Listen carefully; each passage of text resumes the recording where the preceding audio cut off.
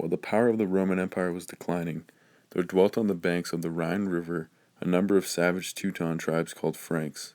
The Franks occupied the east bank of the Rhine for about 200 years.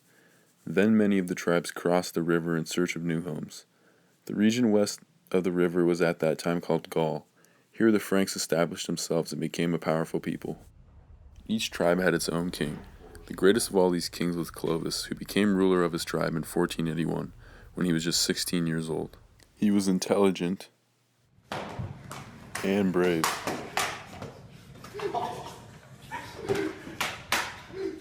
His father often took him to wars which the Franks had with neighboring tribes. The young man was also a bold and skillful horseman. He could tame and ride the most fiery horse. When Clovis became king of the Franks, a great part of Gaul still belonged to Rome. This part was then governed by a Roman general named Syagrius.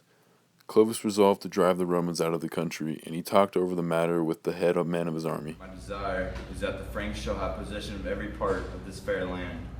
I shall drive the Romans and their friends away and make Gaul the empire of the Franks.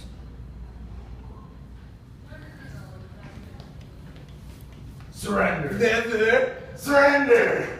A boy has come to fight me. The Franks with the boy to lead them have come to fight the Romans. Hey, but this boy will conquer you. The Romans thought that they would win the victory easily if they were mistaken. Every time they made a charge upon the Franks, they were beaten back by the warriors of Clovis. The king himself fought bravely at the head of his men, and with his own sword struck down a number of the Romans. He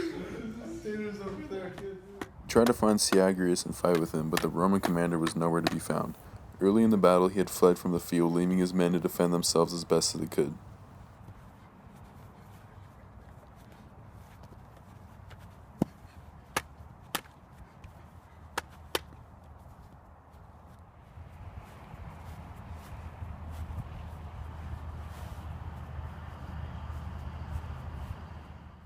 The Franks gained a great victory. With their gallant boy king leading them on, they drove the Romans before them, and when the battle was over, they took the possession of the city of Soissons. Clovis afterwards conquered all the other Frankish chiefs and made himself king of all the Franks. Not very long after Clovis became king, he heard of a beautiful young girl, Clotilda, who he thought he would like to marry. Can I please have your niece for my wife? You imbecile. No. At first, her evil uncle refused to let her go, but he feared that he would provoke the anger of Clovis, so he permitted the girl to be taken to the court of the king of the Franks.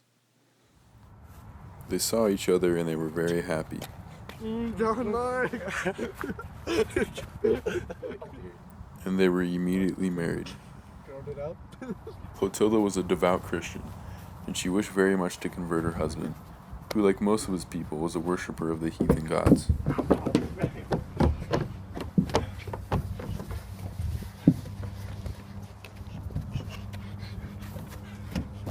Become a Christian. No, I'm not giving my relation up. Please let him become a Christian. Good. Soon after his marriage, Clovis had a war with a tribe called the Alemanni. A battle was fought at a place called Tobiac. In this battle, the Franks were nearly beaten, for the Alemanni were fierce and brave men and skillful fighters.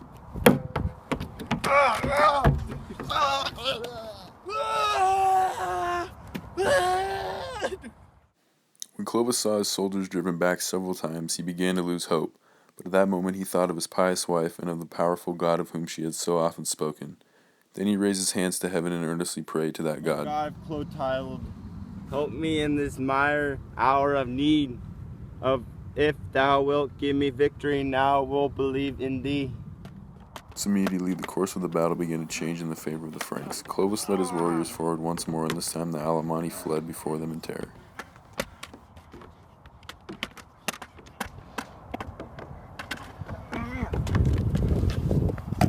Returned home and did not forget his promise. He told Clotilda how he had prayed to her God for help and how he was ready to become a Christian. I prayed for God for help, and he answered me. I want to be a Christian. Christmas Day, a great multitude assembled in the church at Rheims to witness the baptism of the king. The service was performed with a great ceremony by the Bishop of Rheims, and the title of Most Christian King was conferred on Clovis by the Pope. In the name of the Father, the Son, You're the most Christian king now. Yes. Clovis issued a I'm a proclamation Christian to his now. people. All the idols and heathen gods shall be destroyed. Dang it,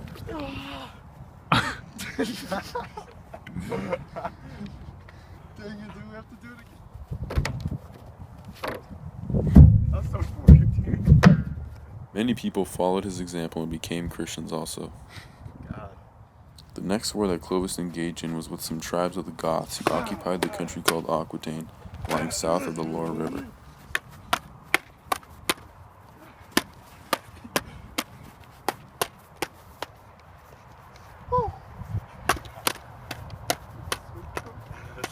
He defeated them and added Aquitaine to the kingdom of the Franks.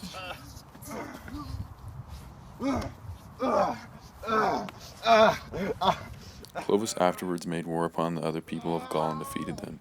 At last all the provinces from the lower Rhine to the Pyrenees Mountains were compelled to acknowledge him as king. Almighty Paul of Tarsus, Paul of Rome. Bow down. Bow down.